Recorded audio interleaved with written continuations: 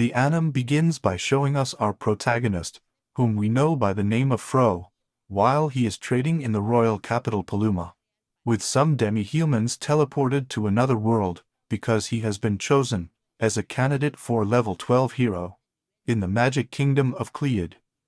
Upon arriving at the place, he is surrounded by priests, and the high priest welcomes the new hero candidate. The prota does not understand anything about what is happening, and explains that he is just a merchant. The high priest, who usually summons potential heroes from other worlds to fight with the Dark Army.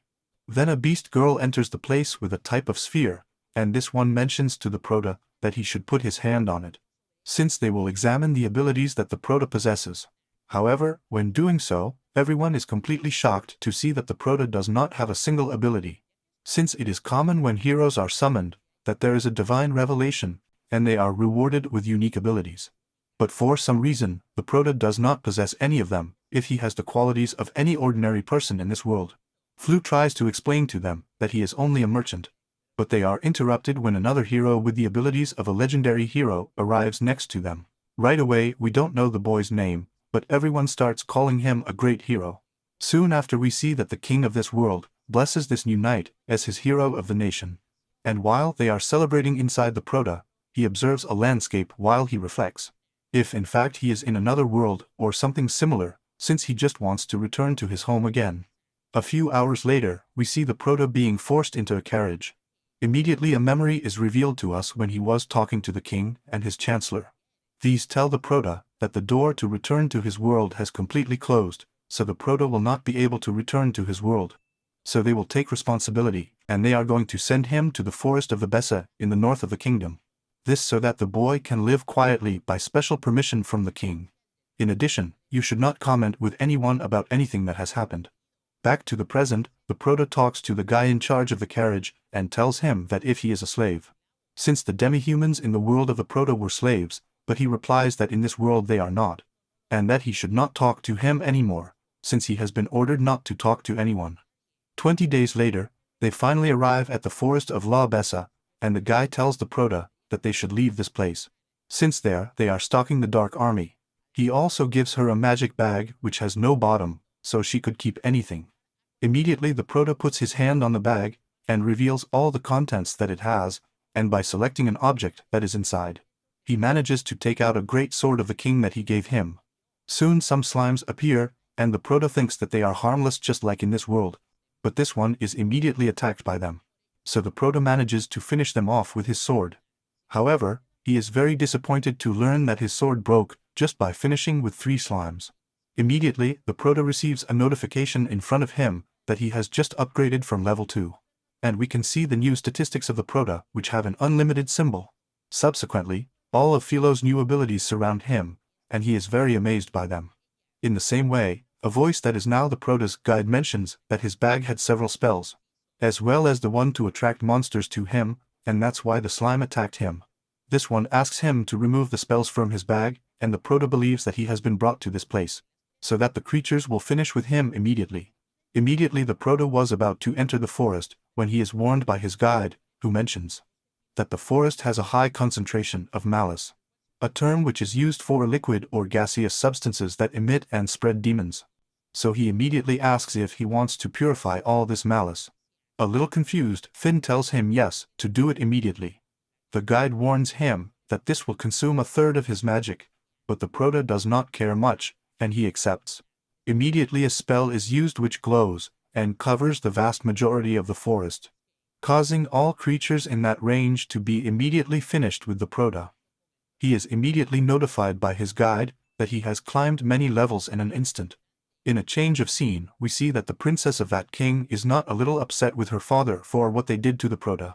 The girl also mentions that there are rumors that the Dark Army has a base in this place. However, the kingdom cares a lot about him, and tells him that the prota is completely rubbish, so they couldn't call him a hero.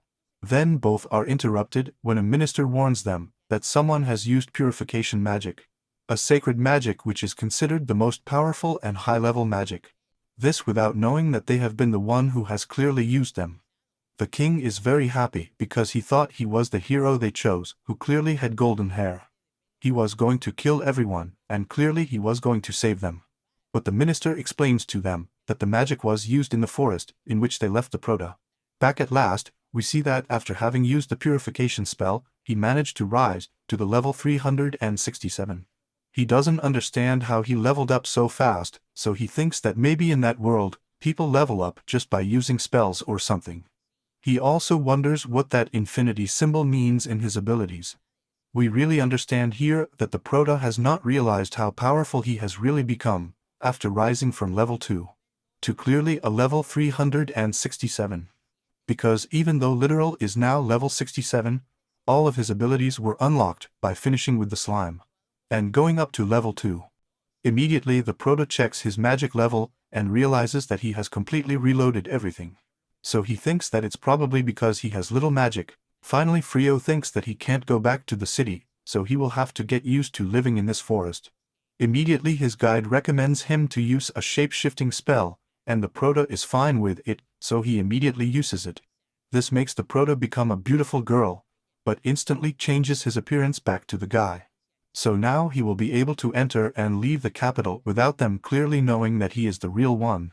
He then uses his teleportation ability and reaches the royal capital in a second. The next Prota thinks that it could work if he tries to teleport to his old world, but as expected this does not work. So he wonders if guilds will exist in that world. Soon after, while Philo is walking in the middle of the merchants, he thinks that it will be difficult to join them, since they clearly do not know anyone. However, he tells his guide that later on there is the Adventurers Guild of the Chloriode Kingdom. Shortly after the Prota arrives at the guild, and is attended by a girl, who explains how the missions work and their rewards.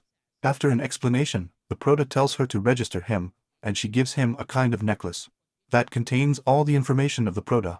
Immediately he goes to the board to look for an easy mission that he can do, and at that moment he hears a girl. Here we meet the girl by the name of Fenris. She asks for help to get to the forest of La Bessa, but because there's a dark army base, there no one wants to help her. Immediately the Prota arrives at her and mentions that he could really help her, since he has been there, and can arrive right away with his teleportation. This leaves all the guys around surprised, as not all people can control this said spell. Immediately, she looks like a girl whom we know by the name of Valorosa, one of the real gentlemen. He asks the Prota to get away from the girl, since he heard that he would use teleportation, and believes that the Prota is not so advanced to be able to do it, so they think that he is going to kidnap the girl. Then a girl we know by the name of Alano says that she is sure going to kidnap her and enslave the girl. Also another girl named Vileri mentions that maybe the Prota is attracted to girls. Finally another girl named Blossom immediately asks the Prota for explanations, because if he doesn't, the girls will end up giving him a cold beating.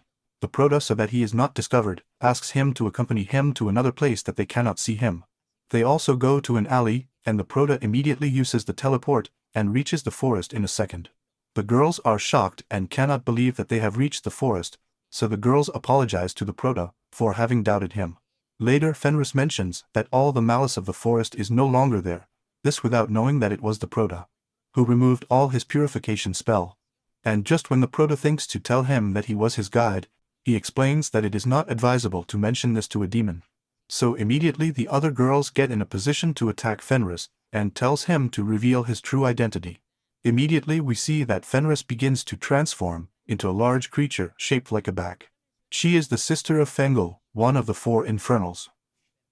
We immediately fall down to see the girls without strength, because Fenris uses malice throughout the area, and the girls mention that they did not expect to find such a high-level demon. Immediately Fenris tries to attack the Prota, and also the girls, but he manages to dodge them. In addition, the Prota uses teleportation on the girls to take them home, but he decides to stay against the creature in order to finish it off. Fenris mentions that he will finish with him, and the Prota immediately visualizes all his abilities to be able to throw them at Fenris. Later, he begins to dodge Fenris attacks, using various types of magic. He finally hits a gravity skill that knocks Fenris to the ground. This leaves Fenris shocked, who is completely unable to move. The Prota at that moment thinks which ability to use, now that he is already immobile, so his guide recommends using subjugation, an ability that allows him to enslave the target, as well as control his thoughts and actions. The Proto refuses to enslave the girl as she tries to escape his gravity spell. Also, her guide keeps mentioning that she should use subjugation, since Fenris is very close to escaping her spell. But after thinking about it for a while, the girl gives up and asks the Proto to finish with her. However, the Proto replies that he does not intend to finish with someone who is completely immobile. So Fenris calls him innocent, and immediately turns back into a human. However, the Proto turns around, as she appeared in front of him completely naked. So immediately the Proto takes out a blanket, and puts him on his body and mentions that if he promises not to fight humans again, he will let him go wherever he wants. The girl at that moment falls asleep because it is because of her lack of magic that she was completely exhausted. A few hours later, we see the Proto camping, while he reviews his abilities, and wonders why he has such powerful abilities and magic. Soon the girl wakes up inside the camping tent, and wonders why the Proto has done all this. She is also dressed in a dress that the Proto left at her side. She thanks him because while he was sleeping, the Proto uses healing magic to be able to make him recover his magic. And because of this the girl promises him never to fight humans again, as well as to do everything he asks. Because due to the great difference in power, Fenrir tells him that now he will be her master. But the Proto does not want to have slaves in this sense, so the girl, being a wolf, makes a sad puppy dog face, so that the Proto lets her be with him. So when he sees that the Proto does not want to listen to him, he tells him that then he will not live. So Frio has no choice but to accept her with him. Soon after he explains to the girl that he does not belong to this world, and immediately shows her his true form. So he tells her that because he was exiled from the kingdom, they will have hard times and accompanies her.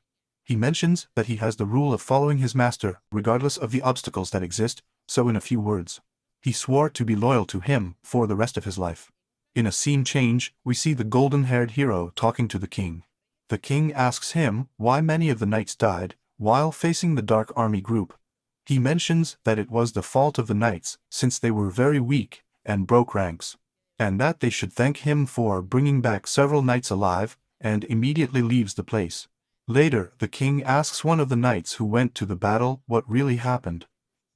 He explains that the hero always stood behind them, besides blaming them all the time for everything. We could really say that this hero is a coward. We also see that he leaves the place very indignant, saying that although he trained for a whole month, his skills have not improved at all. Soon his thoughts are interrupted when a girl named Tetsuya speaks to him.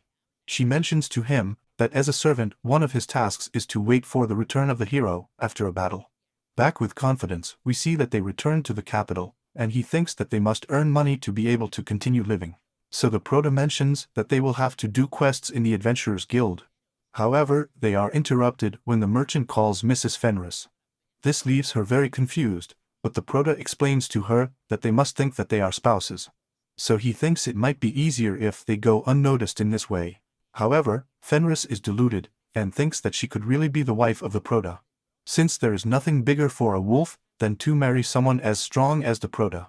And despite the fact that the Proto tells her that they are just pretending, the girl is completely delighted with the decision. A while later, they both meet in the Adventurers Guild to be able to enroll Fenris in the guild. Immediately, the girl tells him about what name she would like to use to Fenris, and in that she is going to indicate her name. And the Proto interferes and tells her that her name is going to be Reese. Fenris immediately apologizes to the Proto, as he has forgotten that he cannot use his real names in public. Philo replies that now they will have to get used to living as if they were human. Both are interrupted when the girl from the guild mentions that she has seen a big group of psychos to the north. All the adventurers are shocked and mention that there are rumors that these monsters killed the army of heroes. He also says that this mission does not have a rank so anyone could take it. In addition, the reward for each bear will be multiplied by 10 on this occasion. The Proto refuses to go because if the hero couldn't, maybe he couldn't either, but really the Proto still doesn't know how strong he is. So Fenrir tells him that in this case she will go and show him how strong she is to the Proto for having won his battle. The two then teleport to an area of the forest in search of the creatures. The Proto tells her not to let her marry them alone, as he wants to try several passing spells. Soon they hear some screams, and as they head to the place, they realize that it is the group of the guild girls, who are surrounded by all the creatures. Just when the girls are about to be defeated, the Proto saves her with a powerful electric spell. Later, the girls thank the Proto and Fenrir, since without them, they would have clearly been killed.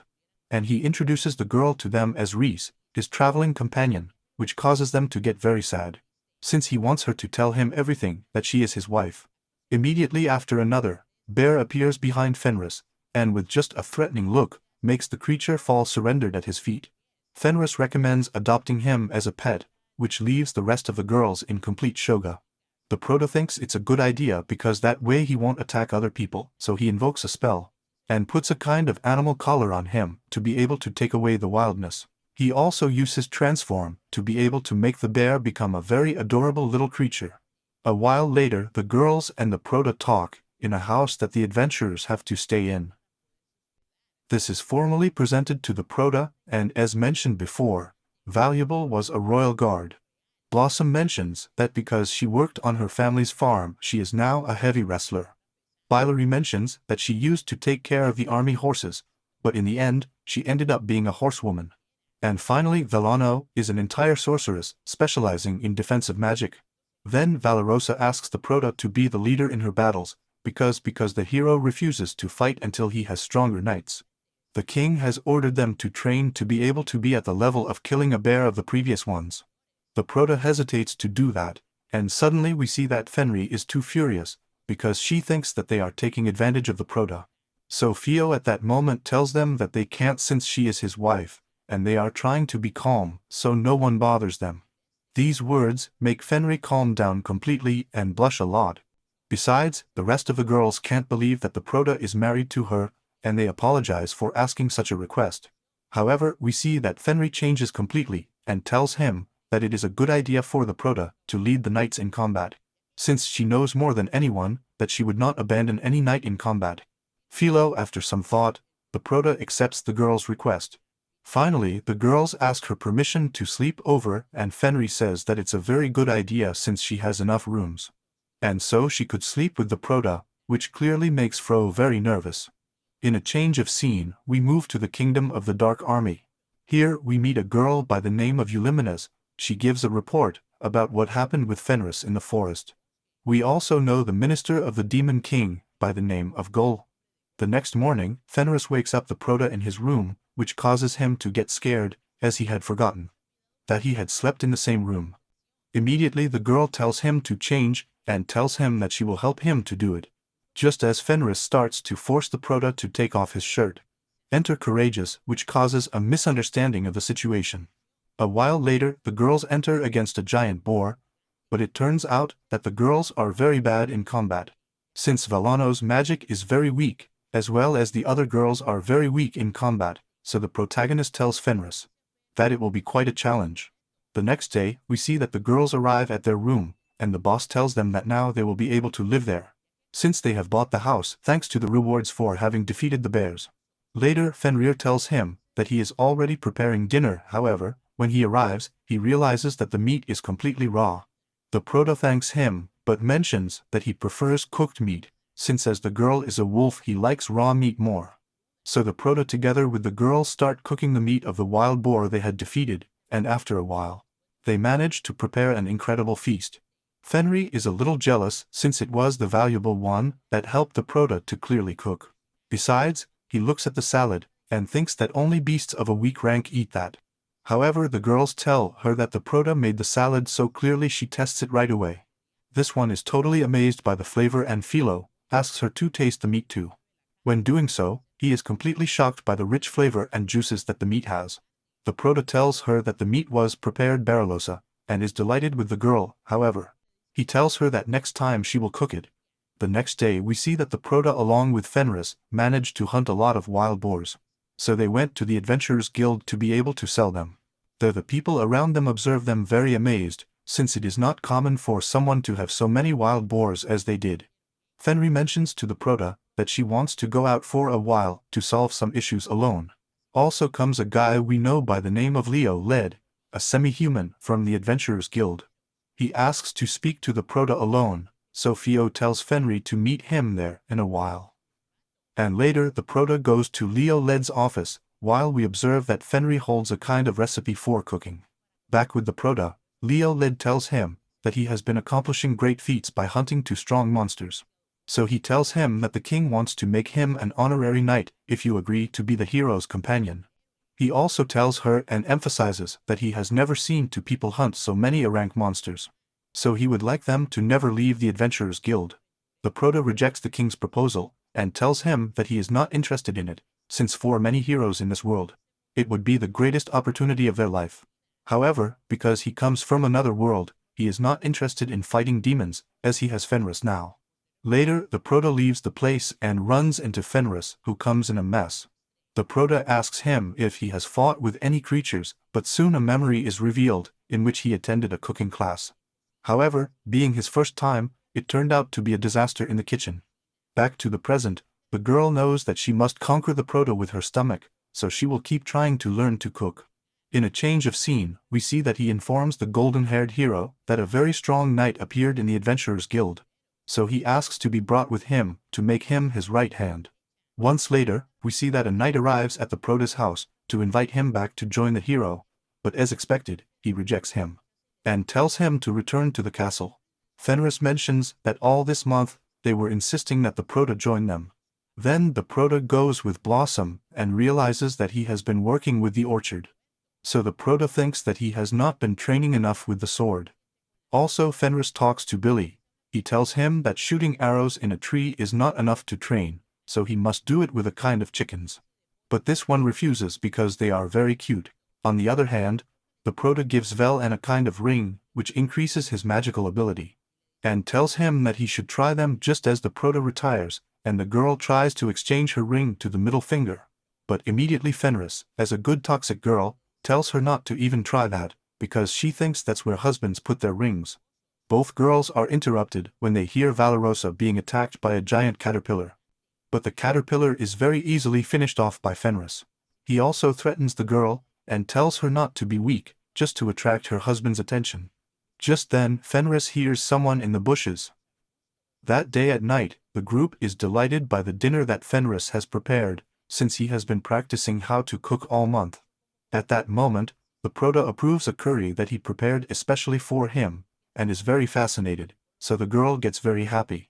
And we can also see that the person who is spying on him is Olimas herself, or as we met her earlier, Oliminas, who is amazed to see Fenris with the Proto. She mentions that the girl was one of the greatest warriors that the Dark Army had, but soon Fenris appears behind the girl. And soon after we see the Proto talking to Fenris and Oliminas. Fenris asks her for an explanation of why she is in the area, to which the girl replies that she was investigating the place.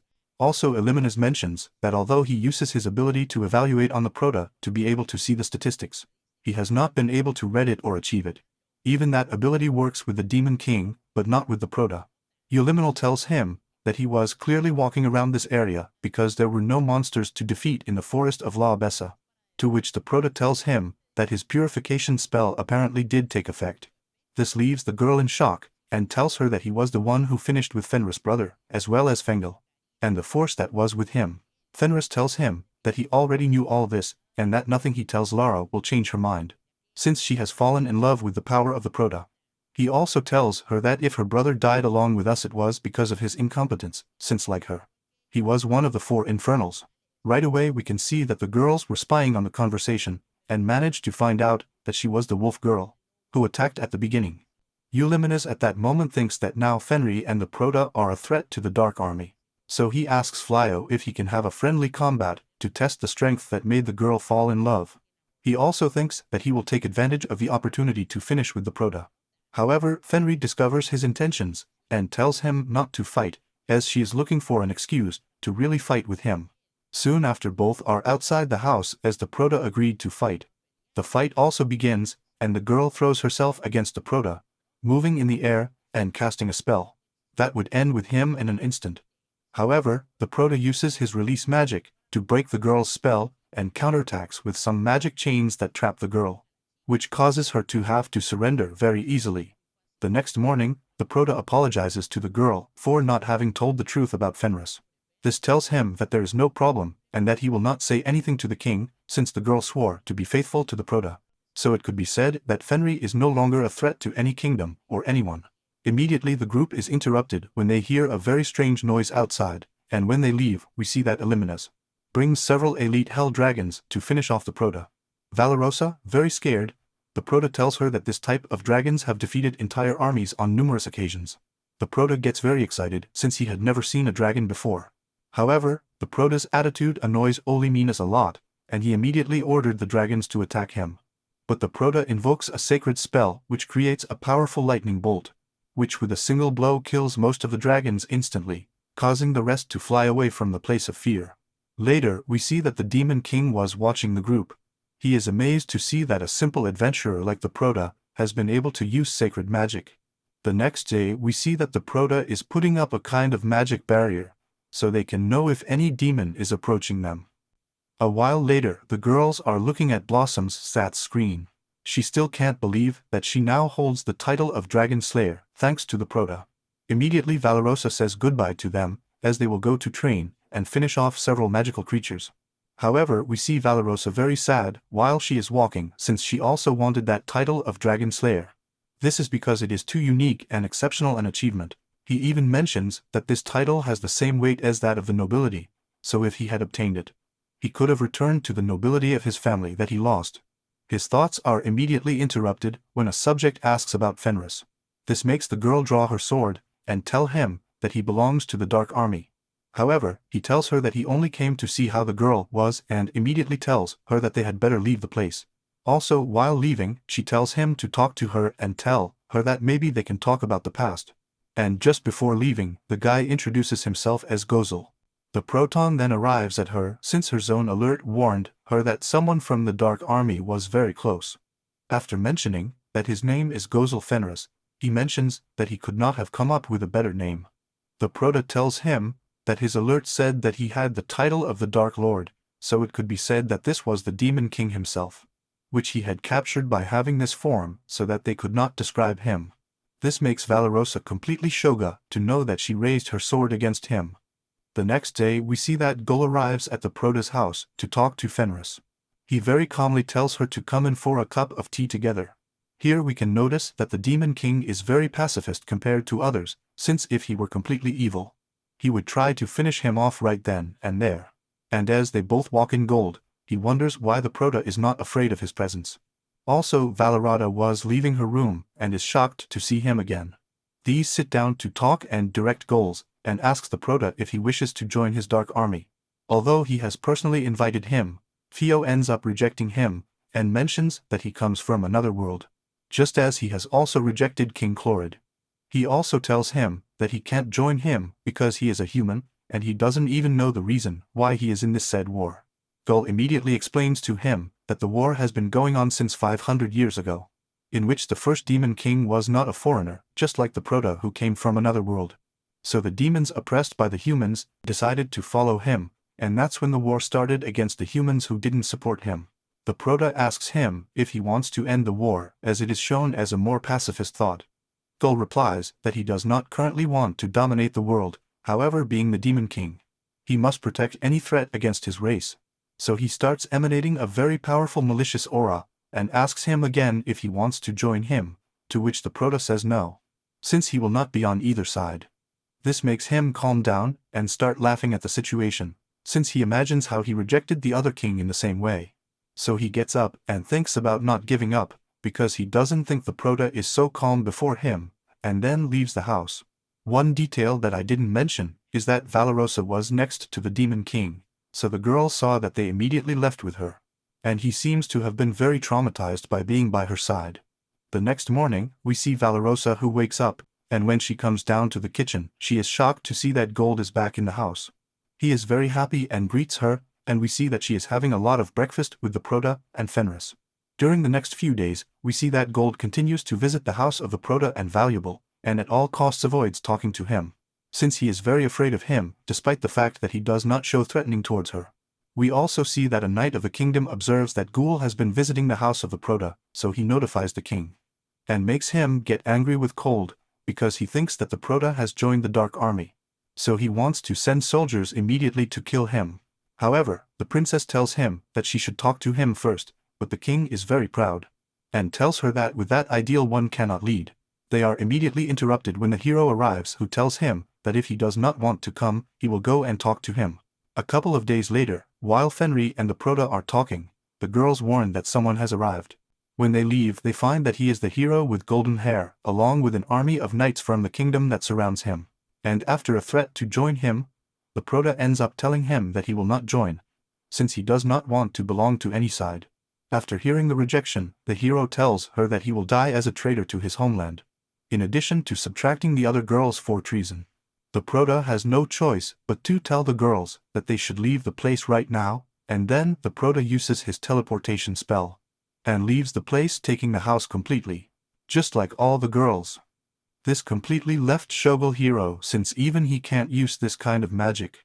The Demon King also appears among the knights and mentions that he has been the one who has met with the Prota. Gold is very indignant with everyone, since thanks to them, the Prota has left the place, so he gets angry and starts calling all the demons to fight. This causes all the knights along with the hero to run out like all cowards. And in a change of scene, we see the Prota, who arrives at the other place together with the girls and everything to his complete house. Flyo mentions that they teleported near the city called Kouho, located to the west of the capital. Valora feels a relief since neither the hero nor the Demon King were there. In a change of scene, we see that the king's army has not been advancing and defeating King Delirid's forts. This causes them to panic as he doesn't know what to do due to the hero locking himself in a castle again. He clearly doesn't want to leave, so he has no choice but to order the kingdom's mages to gather so he can use the purification. In a change of scene, we see that Google is talking to one of its subordinates. This one mentions that they should attack, but that Go tells him that they should retreat, since he knows that it is very soon that they are going to use purification. And as expected, Go was right, as he then shows us how the assembled magicians are with the king and invoke the purification spell in his kingdom. The next day, we see the Prota arriving home, and Fenris was waiting for him. In addition, she is more loving than usual with the protagonist. Soon after, the Prota talks to the girls, and they discuss trading, since in the city they are in they have great opportunities. Blossom and Bailari mention that they could sell the vegetables they harvest, as well as raise horses, to be able to rent them. While continuing to talk, Valorosa and Valano show themselves depressed, since they do not know anything to do. The Prota gives them a few words of encouragement, and tells them that they should only strive with the sword and magic, and that's it, since the others will take care of the chores around the house. On the way back to the capital, we see the high priest talking to the princess about what happened. He mentions that thanks to the purification spell, they will have 3 months under divine protection. However, because many magicians exhausted all their magic, they became totally unconscious. In addition, the princess mentions that even some will take months to recover, because her father is also a magician and participated in the purification, and she will have to take over while the king recovers. And as a first order, he tells her that the hero will no longer be a hero, because there is more and more danger, and the castle is locked up. One of her subjects tells her that they will have to summon another hero clearly. But the girl replies that they can't since there are not enough magicians available, so she asks to talk to the oracle. A while later, we see that the hero is removed from his title as a hero, which causes him to become too indignant. The next morning, the girls tell the Prota and Fenris to take the day off and clearly have a good date, as they will be in charge of doing the housework. This excites Fenris a lot, as they will finally be able to have some alone time between her and the Prota. And after leaving the morning, the Prota talks to Fenris and tells him that because he has been working a lot on the house, he will be able to choose anything he likes. So they visit several shops and finally arrive at a stall where they end up choosing a jewel in the form of a brooch, leaving the girl totally fascinated. That day at night, the girl is watching Fenris and she feels too strange since she arrived. She has been sitting at the table watching the brooch, this because she had never received a gift in her entire existence. A while later, the Prota is about to sleep and realizes that Fenris is in his bed. This causes the Prota to become too nervous. The next day, we see that the golden-haired hero managed to infiltrate the castle again, to be able to look for something to defeat the Demon King, since he cannot bear to believe that the Prota is much stronger than him. So he is willing to do anything to regain his title as a hero. Soon he hears a voice of a woman who tells him that if he wants power, he must free her. He immediately tells her that he is behind a wall, and immediately it opens. The woman's voice tells him that he must draw the sword, because if he does, any wish he wants will be granted. Immediately the hero pulls out the sword, and a great whirlwind appears in front of him, and then the girl we know as her, and a genius, who goes to the origin of light and darkness appears. So when she shows up in front of him, she tells him that they will be able to make 3 wishes, and these can be anything that comes to mind. A while later, we see that an old woman named Ashura is the oracle of the princess she asked to see. The old woman tells her that she cannot believe that the strongest kingdom depends on her, to which the princess replies that now she is the only one who is protecting the kingdom. Everyone is interrupted when necklaces magically appear on everyone's neck. The old woman mentions that they are the necklaces of sacrifice, and because when a person makes a specific wish he is a genius. They can appear because he will cut off everyone's head. Later, the princess narrates that many years ago the kingdom made a wish to a genius in order to end the kingdom of demons. However, half of the living beings of the continent were sacrificed. So the magicians gathered to be able to seal the genius goddess, and she mentions that it is not easy to have broken that seal. However, someone has done it, and has time until the wish is fulfilled. So the princess asks the oracle for directions to be able to solve the matter. The old woman takes out a series of magic cards that give her vision to be able to solve the current situation. So she first asks them to look for the real hero since he is in this world. Everyone begins to think that he must be cold, since the king had tried to recruit him many times. Finally, Ashura mentions that he is located to the west of the capital, and the princess mentions that she will personally go to talk to him. In a change of scene, we see that the Prota enters a store and offers a shield that was improved with the scales of the dragons. The merchant was delighted and mentions that a nearby butcher bought a lot of dragon meat, so he asks if it was him too. But to hide the secret, he mentions that he has many contacts. So the guy sarcastically tells him that he will buy everything that the Prota brings him. As the Prota continues talking to the guy, we see Fenris and Valorata talking about the Prota outside the store. They think that the Prota is amazing because he is not only getting allies to sell his things to him, but he also has great skills as a merchant. So we can say that the Prota is literally humping, to which Fenrir tells Fio that he was a merchant before. Right away Baralosa tells him that she is envious to have him as a husband, but just before the end of the sentence, Fenrir goes into toxic mode and tells him not to think of saying that. The girl with a lot of fear tells him that she wanted to say that she hoped to find someone who is like him. To which Fenrir calms down and annoys her by saying that he already has goal, leaving her totally traumatized with what he just said. Immediately the Prota leaves the store and tells the girls to go back home, and while they are walking, the Prota receives an alert about a genie approaching them. Soon she appears behind them asking for the Prota, and we are revealed a memory of the genius, which the hero asked her to clearly kill the Prota. Back with them, the genie prepares to attack, but just at that moment Fenris gets in front of the Prota, receiving a direct cut from Mia. She is seriously injured, and we see that the genie continues to attack the Prota, however he uses defense magic to block her attacks. The Prota immediately tries to heal Fenris' wounds, but the guide tells him that it is not possible to heal this big wound. So the Prota feels very helpless at the moment. While the Prota is worrying about his girl, we see that she charges a powerful attack against the Prota, making the place explode strongly totally. Despite the impact, the boys do not receive any damage, and the guide mentions to the Prota that he has learned the genie's abilities. The Prota also gets up full of anger and tells him that he will pay for everything he has just done. And then we are shown a flashback of the happy moments of the Prota with Fenris. Then the Prota invokes a very powerful ability, to which he turns back the time of Fenris, causing his wound to disappear completely. Fleo at that moment starts walking towards her, while the girl thinks that it can't be that the Prota has gone back in time with his magic. He also takes a certain blow to her face, and then throws her to the ground. The girl tries to put up a shield of darkness, but is easily knocked down by the Prota. And at that moment she can't believe that even though she is the one who masters all the magic in the world, she is getting beaten up by the Prota.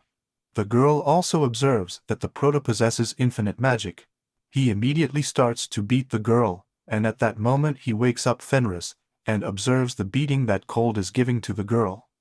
She is very excited because she knows that he got this way for defending her, and mentions that although the physical attacks of the shouldn't hurt so much, it is causing a lot of damage. However, Fenrir remembers that the Prota does not like to fight, so what he is doing for her. After giving her a big beating, the Prota finally takes her by the neck to finish her off, but right away Fenris appears and hugs the Prota. While crying, the girl tells him not to lose his being, since he has proven how much he really loves her. These words reach the Prota, which causes him to release Iya. He also hugs Fenrir as he observes that he is clearly in a good state and is no longer going to die. In a change of scene, we see the princess who arrives with some knights, and with magicians with the teleportation magic like the one the Prota has. She apologizes to the magicians for making them spend their remaining magic, and tells them that she has come to this city to look for the Prota.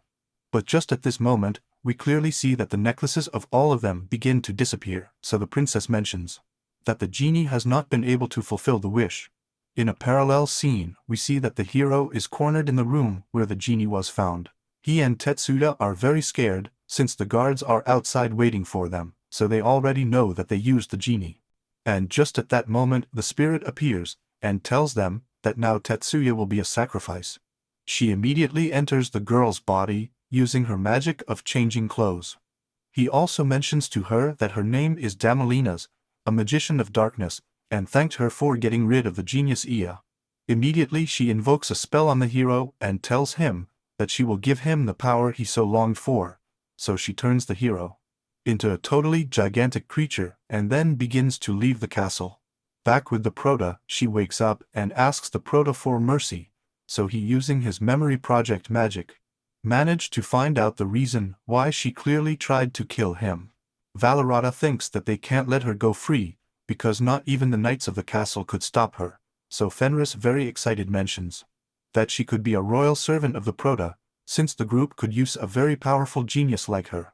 The Prota hesitates a little whether to accept her or not, but after a couple of pleas from Fenrir, the Prota the sect, with the condition of not attacking anyone else, and she accepts, and tells him that all her body and power now belong to him. He also thinks that the look of the Prota while he was beating him makes him excited just by remembering him. Here we can say that this girl Iya is quite horny, and it seems that she is a little bit masochistic too. Since no one in the world would be excited to be beaten up. Well, it depends. If she is a Colombian, I would love to roast my paya cola. Let's continue with the anime. Then, the Prota thinks about repairing everything they destroyed during the fight with his time magic, but she mentions to him that he should avoid using this type of magic, because in the middle of the use, it could cause distortions and accidents with those around him. He also adds that due to his infinite magic, he can use some magic called Epiphany, a magic that can be used only by those who have the title of Transcendence. In short, any spell that is thrown to the Prota, and he does not know how to do it, he will automatically learn it. And everything related to this person seems to be as well. A while later, the Prota introduces the genie with the rest of the girls. These are very, very scared, because first he was the demon king, and now he is a genius. So Valorosa tells him that they should not be afraid as long as he has Aya with them, because clearly our Prota is going to protect them. Later in the evening, the Prota arrives with Fenris, and this one is a bit of a fall. He immediately takes the Prota by the arms, and throws him against the bed, and asks if he will return to the world from which he came, since he now has the powers of the genie, and could return home if he wanted right now. The girl begins to cry, and tells him that if he plans to return home to take her with him, since she has completely fallen in love with the Prota, and really wants to really be his wife. Since if we remember they had only pretended to be a couple so that they would not be discovered, but all the time they have been together, and have been getting closer little by little. Immediately, the Prota responds that she does not plan to return to her world, since that world would be very difficult for her. In addition, the moment gets very exciting, because Justo Fro proposes to him to be his real wife. So he is basically declaring his love to the girl. The girl replies that she was raised only to fight, and also to lead her pack. However, upon meeting him, she began to feel other emotions that she had clearly never felt. They both stare at each other in silence, and immediately the Prota comes up, and starts kissing her very passionately. While the Prota is on the girl, Fenris tells her that she should return to her original appearance, but the Prota replies that now this appearance is her identity in this world, and that it only matters that she knows her true form. However, they are both interrupted when they hear that someone is in the room, and we notice that it is the very Iya, who has been watching them in the room. They both get very nervous, and she tells them that she has been watching them since they sat up in bed. He also tells them that mating really is something natural. These words make Fenris very angry, and they clearly start arguing. All this happens while the rest of the girls listen to them and think that the boss and the girls are very passionate, clearly referring to making the delicious. The next morning, we see the princess consulting some subjects about the whereabouts of the Prota, however they have no results. Back with the Prota, we see that the group is having lunch. Fenris mentions that from now on she will continue to prepare everyone's food, and she is going to be the housework. The rest of the girls are surprised, since now they will have nothing to do in the house, and they think that they will be some vividors in the place. The next day we see Hablason working very hard in his garden, just like Billy with the horses. However, we observe that Balano feels a little useless, since the Prota has had to help her train her magic. Soon their thoughts are interrupted when they hear some pretty loud screams outside. Then a wild magic horse appears, and starts to step on Blossom's crops, so Bill and a horse expert tells their pet to become the small size, because possibly that scared him. He also throws some ropes against the horse, and then gets on and manages to calm him down, so the girls are glad that nothing bad happened. Billy also asks if he can use the land that is outside the Prota's property, and Valorata mentions that the Prota bought the land marked with the wooden fence, so they believe that the owner of the rest of the property does not bother if they use a little more of theirs. In a change of scene, we see the Prota heading along with Fenris to sell his equipment. The subject is delighted with the salamander armor that the Prota brought him. He also shows her a gem to be able to upgrade the armor. While the Prota is negotiating with the guy, we see that Fenris stayed outside the store, and he loves to see the very serious Prota doing business. Suddenly, the girl notices that a big cloud completely clouded the skies. We also see the princess who is also near them. Followed by a portal is created in the sky where he is, damsels together with the hero turned into a beast. The Prota immediately gets out and manages to observe the creature. Fenris and the Prota run into her, and she explains why Damalinas. Long ago she was the most powerful mage in the Delirid Kingdom, but because she stained her hands with dark magic, the hero of the time ended up defeating her. And this was led when the hero freed Ia first. She asks the Prota for permission to be able to kill the beast, and Frio mentions that if he can. But the priority is to take care of the citizens of the town. Immediately we see that the creature is in front of the princess, and just as she is about to crush her, the boys appear. And she casts a powerful fire spell. Tamalina gets angry, and charges a powerful attack against the princess, but it is blocked very easily by her, who was surprised because she only used one hand to block it. Immediately she tells him that the magic of this world does absolutely nothing to her, so she throws the creature against her, and at the same time charges several rays of darkness against her. However, this one uses a kind of magic tornado that blocks both attacks very easily. Damalinas is surprised since magic nor direct attacks affect the girl, so she invokes a spell, which gives her much more power to the size of the beast. But just at this instant, the Prota retains the spell, using release magic, so the beast returns to its original size. Finally, the girl apologizes to the Prota for making him have to intervene, so he tells him to finish with the girl now, and immediately conjures a spell which attracts all the magic completely. We also see that he turned the witch and the power of the beast into a small sphere, and immediately without thinking he ends up eating it. The boys ask her if she will be okay because she ate both of them, but she replies that she only ate the dark magic and the evil of Damalinas, so she managed to seal it in her mind, to be able to teach her to use magic for good, and that it will be useful in the future. And immediately we see that Tetsuya and the hero return to normal. Later, the princess arrives and asks him if he is cold. She thanks him for saving the kingdom of said creature, and apologizes for the harassment she had suffered from her father. This referring to the letters and visits that the Prota received for months. He also asks him to go to the castle, to name him as a true hero, since the golden-haired hero turned out to be a complete slacker. Not to mention that he ended up turning into the beast. The Prota thanks her, but unsurprisingly ends up rejecting the princess' offer, since now he only cares about being by Fenris' side. A few hours later, the Prota and Fenri return to the house, and the girls mention that they want to expand their lands, since Civil Airy will be able to capture and breed magical horses. At the same time, Blossom mentions to him that he could grow a lot more vegetables. The Prota sect tells her that he will talk to the owner of the land domain to be able to negotiate more land, but they mention that they want to buy it themselves. However, the Prota shows him the figure it will cost, and they are completely shocked. So Fio tells them that he will buy them, and only ask for 30% of their earnings, so finally the girls accept. A while later, the group is outside and Fio tells Blossom that using their magic, they could sow any type of vegetable or fruit. Since they could control the time and temperature of the crops, to be able to sow practically anything they can think of. Blossom refuses this as she does not want to depend on the Prota even more, but she immediately appears and tells him that as a servant of the Prota she could help him, since she knows that the greatest difficulty of farmers is mainly the weather. She tries to refuse, but Vano tells her that she would like to see Ia doing magic. In addition, Blossom asks her why she is dressed this way, to which she replies that she decided to enroll in Hodo's magic school. But because all the spells of the Prota she taught her, they ended up controlling her as a magic teacher. After a long talk, Blossom ends up accepting the boy's proposal. A few hours later, while the rest of the group sows and harvests throughout the garden, the Prota talks to Fenris and mentions that one day he would like to have his own shop in this world. This makes Fenris very excited, and tells the Prota that she will do all this for him. Also at this moment, the Prota takes out a ring with a gemstone that he had bought the other day, so it could be considered a wedding engagement ring. All this makes Fenri very happy, and starts to move her little tail. In a parallel scene, we see that Tetsuya and the ancient hero are imprisoned. They are very desperate, because they will probably be executed. In a change of scene, we see Valuable in the castle of a demon king.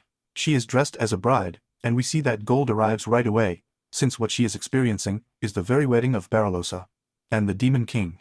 The girl can't believe what's happening, and just when Gold comes over to give her a kiss, the girl ends up waking up at that moment. Since all that was a dream, and the Valuable one, without understanding that it just happened, asks what this has dreamed about. The next morning, we see Fenris and Valorosa talking in the kitchen. The girl mentions that she has been having nightmares, and Fenris tells her excited that if she is in love, because 4 wolves' dreams mean that they are in love with someone. Immediately the rest of the girl appears if you are wondering who is the lover of Valuable. She gets very nervous and asks if she is in love with Gull, because every time he came to the house, the girl ran out of place. The girl tries to defend herself by saying that he hates her for having threatened him with the sword the other day, and that he is probably waiting for the occasion to finish with her and everything. However, the girls tell them that it is not, so that they should try to make a friendship with him, just as the Prota was with her. The girls immediately become interested in how Fenris met the Prota, to which she mentions that wolves like her know their partners in combat. So the fight with the Prota was her act of falling in love really. Soon Cold arrives, and tells the girls that someone is approaching, as he put up a defense in the city, as he had done in his other location. And he can already feel it too, and they realize that they are demons who are outside the city. But the Prota recommends keeping an eye on the city. Then we see that the demon is outside the city in the subordinate of Gull, which we know by the name of Greenel. In a change of scene, we return with the princess, and we see that she is talking to one of the priests. He mentions that they have been given a gold coin, very different from the normal ones, since they were some coins that they gave to the Prota when he was thrown into the forest, as well as they have been suspecting that Vanasa, the man who used the Prota before them, is the same Cold. This leaves the princess very worried, because if she is the same person they kicked out, she will probably never forgive them. So she recommends starting by asking for forgiveness.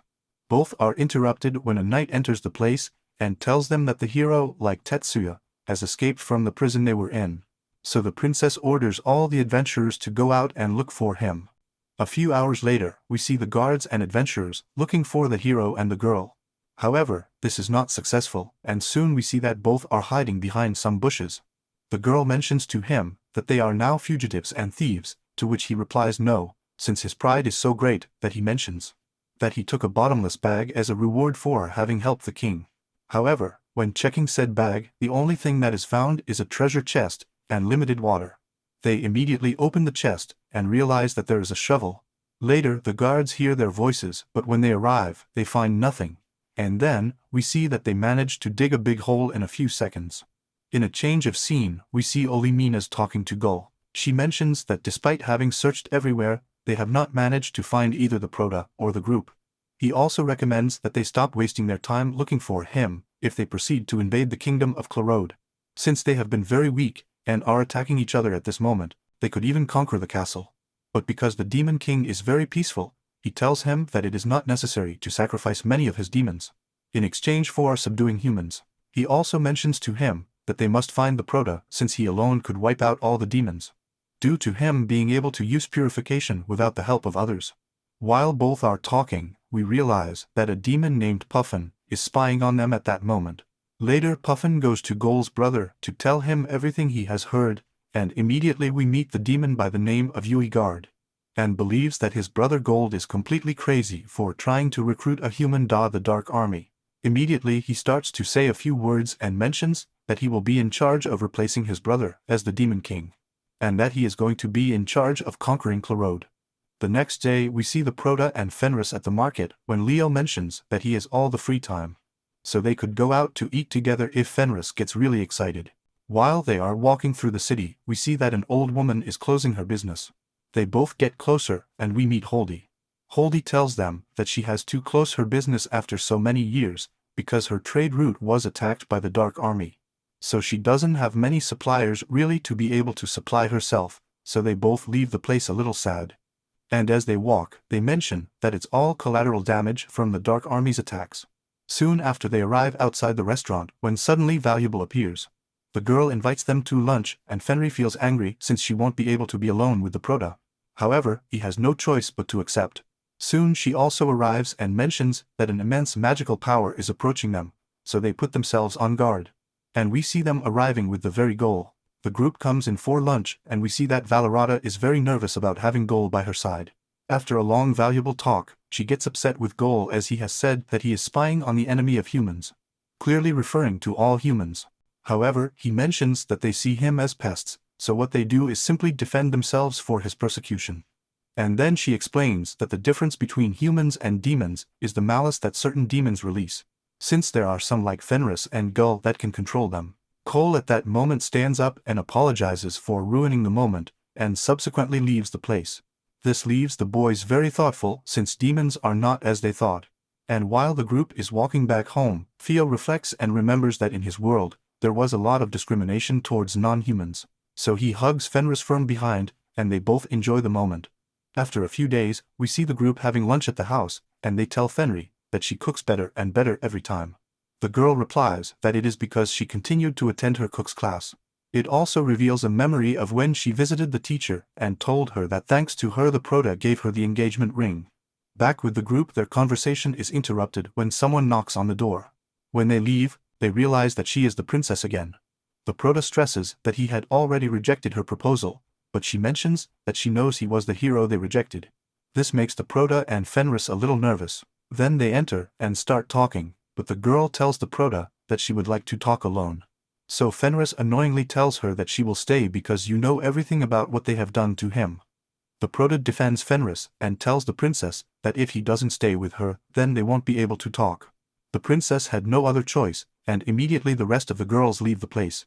Already being alone, we see the princess who kneels in front of the Prota and apologizes to him again for everything that has been done to her.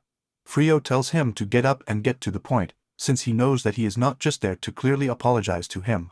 Then the princess takes out a kind of magic map, on which she reveals the exact location of the Clarode army. And the flashing lights are some magical gems that each military group's leaders possess. The Prota is amazed as this is completely confidential information. The girl replies that very soon the purification effect that the sorcerers of the castle had used will pass, so when it ends, the Dark Army will advance towards them. So he asks the Prota for help to protect several cities that his army cannot cover. This makes Fenris very angry and tells her that how can she involve her husband in a war, knowing that he does not like to fight. The princess mentions to him that very soon the king will wake up, and possibly due to the connection of the Prota with the demons, troops will be sent after him. Fenris thinks that this is a threat, but the girl replies that while she is in office, she has the authority to do certain things, as well as accuse the king for having chosen a false hero, causing the fall of the king, and being totally defamed in the kingdom. So she as crown princess would become the new queen of Cleod. This angers Henry much more since he knows that they want to use the Prota to get to power. The Prota calms Henry and asks the princess directly if you want him not to join the Dark Army, and she replies that he is right. The Prota tells her that since he knows that he will not share that information with the Demon King, to which the girl tells him that this is her proof of trust, and begs him to help her one last time. In a change of scene, we see some adventurers who find themselves looking for Tetsuya and the hero. These are located behind some bushes, and they manage to escape from the hole. We also see that the girl is very hungry since they have only been dedicating themselves to hiding. Both boys say that they could have left each other, but for some reason, they have been together all this process of escape.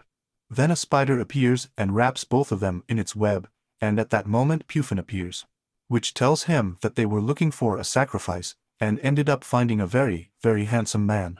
That day at night, Fenris and Philo talk about the princess proposal, since he knows that if he does not help them, some unprotected cities will be completely affected.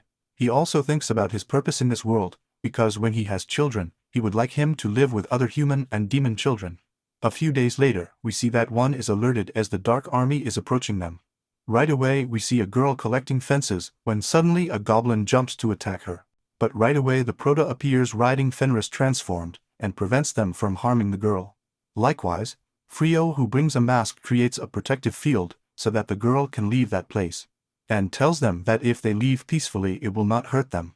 This is a little annoying. He tells them that they should not underestimate him, and immediately a big cyclops appears.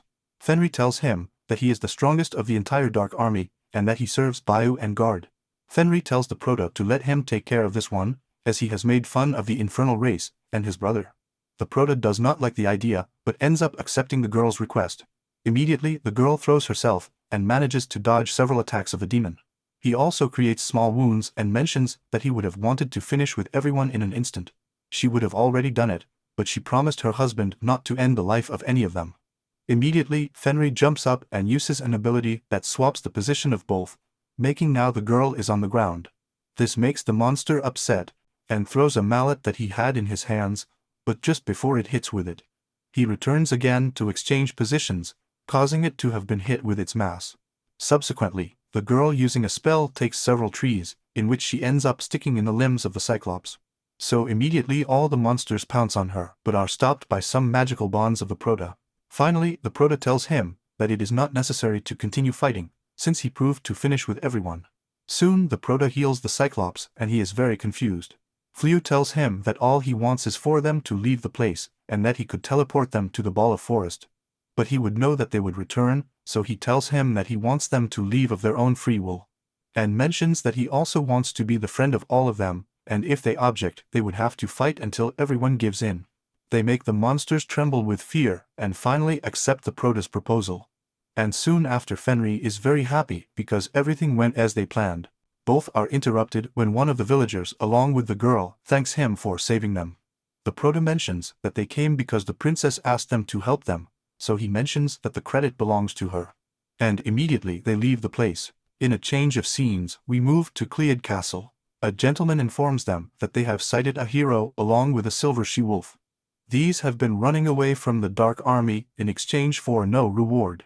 He also adds that the subject has been wearing a mask, so the princess lets out a few happy tears, since she knows that the Prota agreed to help them. Finally, the priest present mentions that they have been receiving letters of thanks from all over the kingdom. Since every time the Prota intervenes, he mentions that the princess has sent them. So the girl thinks that one day she will return the favor to the Prota. Back with the Prota, we see that they are kicking some demons out of an area, and while they are doing it Golos watches in the distance. This one gets a little upset since he knows that his brother was the one who ordered the demons to attack.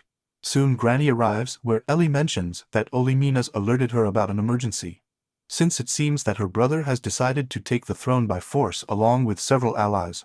In a parallel scene, we see Pufin talking about Bayou and Guard. They want to prepare a ritual to be able to finish off Gull and finally defeat his mandate. He is using a secret technique, which we know as the God of Evil, which will unfold a magic circle for a ritual. And we see that the former hero and Tetsuya are the offerings that they use for such a ritual. In a change of scene, we see Golia Grenell at the Prota's house. They talk to the Prota, and ask them to stay in a house for free for a while, since something very serious has happened in the kingdom. Then a memory is revealed to us when Eulimenes was talking to the infernal demons. They decided to accept Bayou and Guard to agree to fight for the throne of Gull, since for them this will make him reconsider a little. Because he has been a little lazy king in the sense of exercising brute force, but we have to remember that Gull is the peaceful demon king. Immediately, the group of demons arrives at the altar, and where Bayu and Guard and Euliminus are also calls him a traitor. Since Ghoul has done everything for them. She immediately throws herself to attack, but is defended by another demon much stronger than her. But in that second he tries to throw a piece of his claw, which is directed at him. But Puffin manages to see the girl's movement, and blocks the projectile that is aimed at Bayu and Guard. Puffin immediately prepares to launch his spider and deliver the final blow. However, at that moment Ghoul appears along with Granny. At that moment he orders her to take Oliminas so that he can stay and talk to them. Then his brother challenges him to a duel, to decide which of the two will continue to be the true king. Uyarde also mentions to him that his allies have accepted that both of them fight. Puffin and Uigardi start to tell him all the bad things they have done as king, so Ghoul immediately mentions that in that case he has no other option. Then we see that the Ghoul ring glows, and a powerful gust of wind begins to be created around it. The allies are surprised as they feel the pressure exerted by the Ghoul force, and he mentions that this is the true power of the Demon King. However, everyone is shocked to see that Gold took off his demonic ring, and mentions to give up said ring, and later throws it to his brother. He also adds that he claims to be the Demon King, and his brother thinks he is clearly mocking them. Immediately, Yu turns around to leave, and Gardy tries to attack from behind. This causes Gould to turn around and deal him a blow, in which he sends him flying out of the castle, since that was for hitting Oliminas, and then leaves the place. Back to the present, now the Prota understands the reason why Greeny and Gold are meeting with them. Practically Gold is no longer the Demon King, and because they have nowhere to stay and no money, they have come for the Prota to help them. At that precise moment Baralosa enters, and is shocked to see Ghoul again. The Prota mentions that he is thinking of letting her stay with them for a while, which causes her to be totally shocked. A while later, we see the girls very upset, because they clearly have Gold's presence in front of them. He tells them to be calm, as he is not the Demon King now. And because he does not have many allies or close people have come to the Prota as a friend to help him. After a long conversation, the Prota mentions that he and Fenris agree that he should stay. The rest of the girls have the same opinion, as opposed to Valuable. Since she can't believe that everyone agrees on the ancient Demon King living with them. Soon everyone is watching her, and Valorata enters the social pressure and finally ends up accepting. This makes Fenry very happy, since they have the most powerful demon at their side. The next day, we see that tries to help Blossom with her vegetable garden, just like Billy with the horses. However, they end up refusing his help. A while later, meets with the Prota, and observes that he has a great equipment. And immediately observes the shields with those scales of the dragon that he had defeated the other day. And Gu knows he shouldn't have a problem with this since he was the one who sent the dragons the other day. He also mentions that if it falls on humans, the demons will have to think of a plan. However, the Prota tells him that it is not necessary since the spells he uses are very basic and do not work in pitched fights. While both are talking, we see that Eliminez and Fenry are watching them, and the girl can't believe how well she gets along with Ghoul with the Prota. Later in the evening, we watch as the group prepares a kind of stew, and they spend the evening having fun. However, from a distance, she finds herself valuable to those who are not very happy, compared to the rest of the whole group. After a few hours, we see that the group is sleeping, but Baralosa is outside very thoughtful. Immediately Fenris and Fleo appear with a tea and some cookies to make him feel better, since they noticed from before that he does not look very pleasant with the situation. The girl mentions that she does not have many options since she is living for free with them, and is surprised to have seen her friends decide on Gold's stay, and they delete very quickly. Then the Prota mentions that everyone is somehow very useful, and in this way mutual respect is created between all of them. The very depressed girl mentions that if this is the case, then she is not ready to continue living in this house, since she considers herself totally useless. Finally, Valora mentions that she refuses to live in the house with him, as she has seen many people and allies suffer due to the invasions they made in the past. And even though he knows that he is no longer the Demon King or evil, he does not know if he will be able to live and laugh under the same roof as him. The Prota replies that it is normal for him to feel this way, since in general terms, many of the humans reject and hate demons. But each of them has their own reasons, and they can't do anything about this. In addition, the boys mention that he may have come to be able to keep an eye on them, since the Prota and the others are in the house, which are very strong on whichever side they are. The girl replies that she feels uncomfortable being watched, but the protagonist tells her no since he has nothing to hide. After a few words the girl begins to reflect, and Fenris tells her that if he accepted her as a friend, why not do it with him? Since she used to be part of the Dark Army, and she planned to use it as food for some beasts. In addition, Valorosa mentions that she is not useless as she thinks, since she taught Fenris to cook some delicious cookies. So all these words make the girl feel much better. The next day we see Lenina and Ghoul heading outside, and are immediately arrested by Valora. These warn him not to try to finish off any humans, as they will have them totally guarded. Ghoul appears as it seems that the girl has truly accepted that they both stay. And in a parallel scene we see the ancient hero escape with Tetsuya. The ancient hero mentions that he managed to steal several gems, so they have to get out of the demon realm quickly. In a change of scene we see that Bayu and Guard are a little desperate, because even though their army is advancing, they are being defeated by all the humans. So he mentions that they will have to create a bigger army, to which Puffin asks him how they are going to do it. However, this makes the king angry, and gives him a punch that sends him flying to the girl, and then leaves the place. Ghoul's former allies mention that he would never have advanced with the army without first investigating, since Uigard only thinks about attacking literally. Also one of the Infernals mentions that many strategic and strong allies abandoned the kingdom when Elimina left, so they must do something quickly, or all the demons will not be happy, and will end up leaving. After a few days, we see that Fenris is with the Prota in a kind of fair. He managed to win a voucher for some hot springs.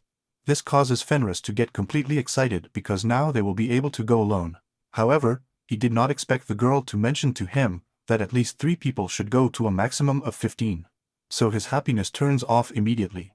And after several days, we see that the group arrives at the hot springs, and Luminous believes that people are wearing very strange outfits.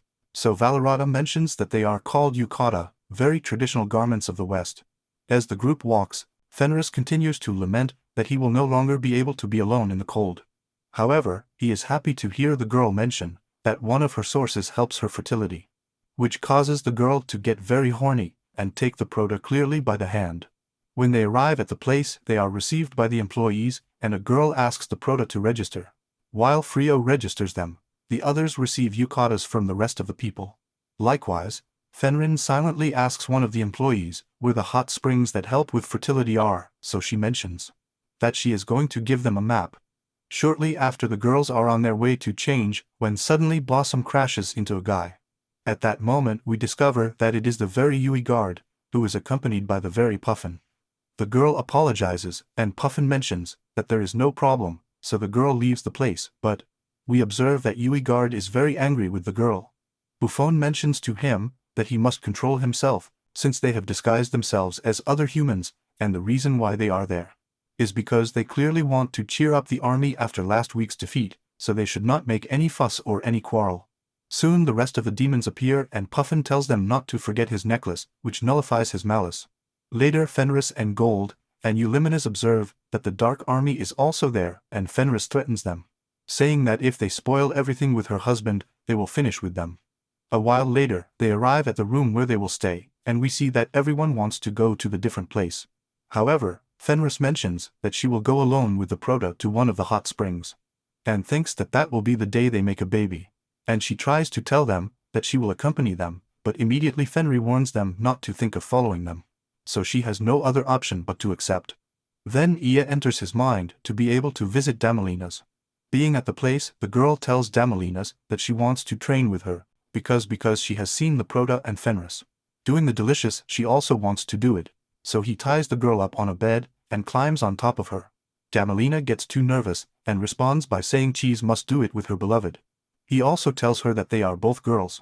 This is not a problem for her since she replies that being a dominant of light and dark magic, she can choose any genre, and just when she is about to do it, she is expelled from her own mind, because she thinks that she must really have consent from the other person. In a change of scene, the Prota and Henry arrive at the hot springs of fertility. However, he comes across the surprise that they are separate bathrooms, so they could not really be the two together. Since everyone is on their own, Fro mentions that they should take a trip just to celebrate their honeymoon, which makes Fenris very excited. On the other hand, we see Birelli, who thinks that he turned down everyone's invitation so that he could come to the Museum of Adults. But just at this moment he appears behind Scylla, and she mentions that she has come to get the consent of Damalinas. So immediately take Viri and enter the place. In a change of scene, we see the group of girls with Greenel and Ghoul. They are drinking, and Ghoul tells Valorata that her yukata looks very cute. Clearly this causes the girl to blush a little, and it also seems that Granny does not like Ghoul to say these things.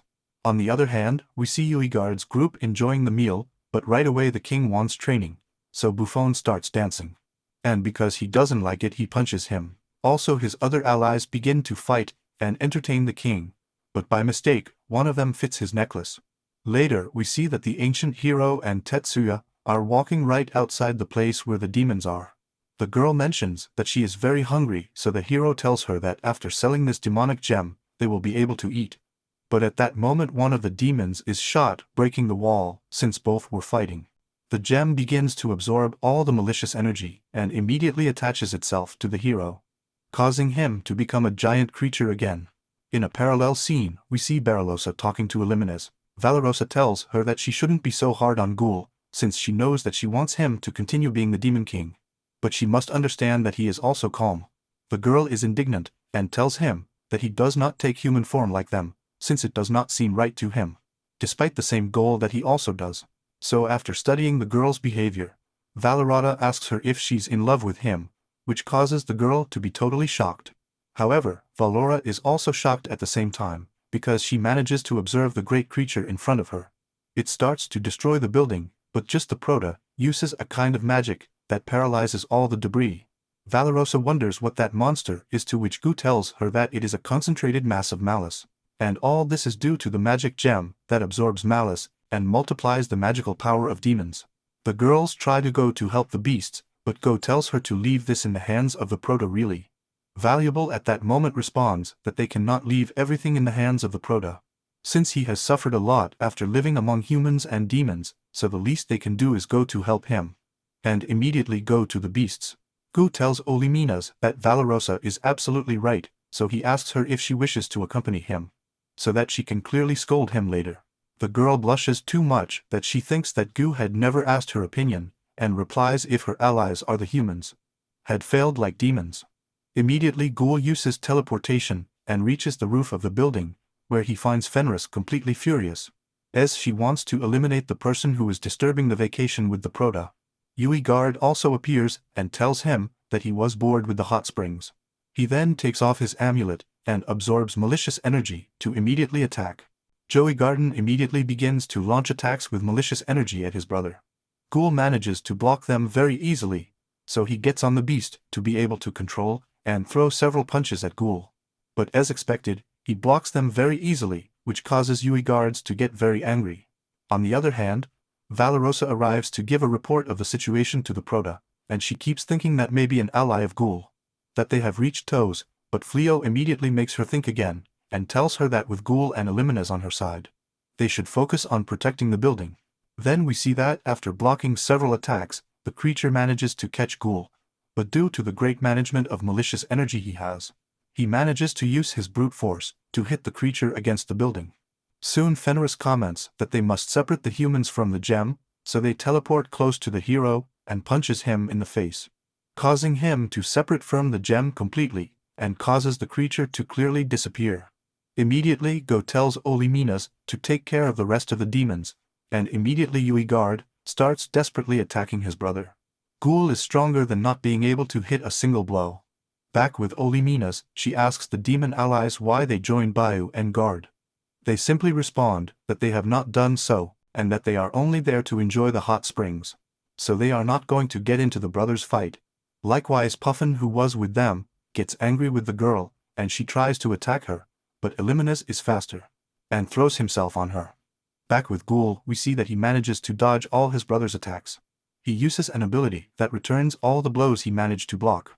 Due to this, Yuigard begins to generate a lot of malicious energy, to which he begins to modify the color of his skin, becoming completely purple, thus achieving more power, and being able to hit Gold. However, Gold gets annoyed with him, and takes him by the jaw, while mentioning that he did not expect to use said ability again. Immediately we see that Ghoul attracts all the malicious energy of his brother, causing him to return to his original state. Also, Ghoul mentions that he has temporarily sealed all his malicious energy, so at that moment, they are both practically human. Yui guard tells him that he does not believe there is a spell that does this, to which Gu replies that he perfected it to end the ancient demon king. Also, this was a spell that humans were developing to fight them. We immediately noticed that the owners of the hot springs are a kind of sorcerers, since they take out a kind of talismans, from which they tie Yuigardi and his allies. The old lady mentions that the yukatas they have on are designed for this kind of energy really, so she finally uses a spell and disappears all the evil demons. Subsequently, we see Fenris non-stop slapping the former hero, as he completely ruined his vacation and the dream of being a mom. Just at that moment, Valora appears running and tells him that they are taking a bath from there since the Proto will use a separation spell. After invoking the spell on the building, it is completely restored, leaving everyone in the place very, very happy. And after a while of cleaning, the owners are very delighted and happy with all the help of the group. And in a parallel scene, we see that Tetsuya and the ancient hero are chased by all the villagers in the area. The old lady finally tells the guys that they can enjoy as much as they want, since they will have all the employees at their disposal. This one excites Fenris a lot, since now she will be able to enjoy her fertility bath in the hot springs. That day at night the girls meet at the hot springs, and Euliminus thinks that Valorosa has a great body. So she gets nervous and can't stop seeing her breasts. We also see that she is talking to Billy, and immediately Damalina comes out in her mind and tells her that she should not be in the girl's bathroom, since the girl is completely perverted. So she finally answers that later they solve the matter, this clearly referring to the delicious. On the other hand, we see the Prota in the other hot springs, talking to Ghoul. He mentions that since he met him, he was very surprised with him, since he always remained calm in front of him, as well as using his power to be able to help other people and demons, so he tells him that if they join forces, they could create a new relationship between humans and demons. After a short talk, they both stand up and shake hands, as a commitment of their new relationship between humans and demons. A few hours later, we see the group eating and tasting an incredible banquet that had clearly been prepared for them. One of the employees gives an exotic type of cake to Fenris and mentions that it will give him a lot of energy. This referring to that we already know what, so without hesitation twice, the girl eats it at that instant. After a long night of drinks and food, finally almost everyone is completely surrendered, as we observe that Fenris is awake and goes outside to be together with the Prota. She mentions that she can finally have a moment alone with him, and Leo at this moment asks her what she thinks about humans, to which she replies that at first glance, they seem weaker than wolves. But that superiority does not come from the dexterity of the fight. She immediately tells us that the first time she tried Valor A's dessert, she was completely shocked and overcome by how soft and rich it was. He also mentions that he no longer sees them as enemies, and that even now he appreciates them quite a lot. The Prota at that moment mentions that he is going to be next to him, do not let him get too close or ally humans too much.